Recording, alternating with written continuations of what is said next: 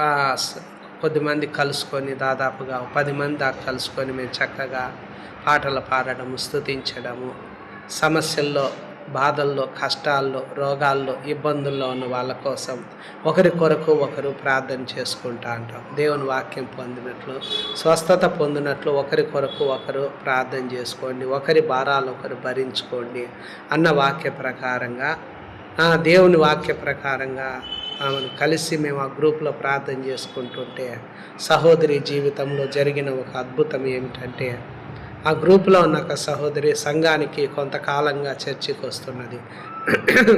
ఆ సహోదరి విపరీతమైన కాళ్ళ నొప్పుల చేత, నడుము నొప్పులతో బాధపడుతుండేది. అనేక వైద్యుల దగ్గర పోయింది. ఎంతో ఖర్చు పెట్టింది.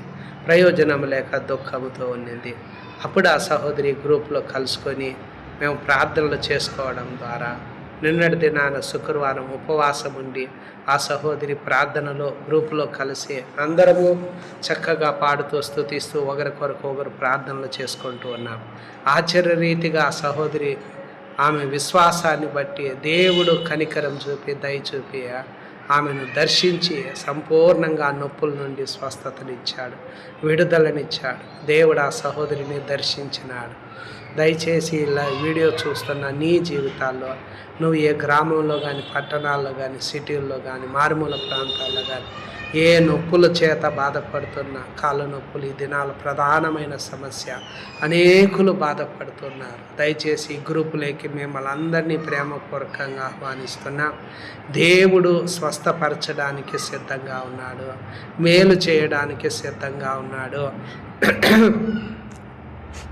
దేవుడు కనికరించి స్వస్థపరచడానికి సిద్ధంగా ఉన్నాడు. ఈ సహవాసములోకి, గ్రూపులోకి మిమ్మల్ని అందరినీ ఆహ్వానిస్తున్నా.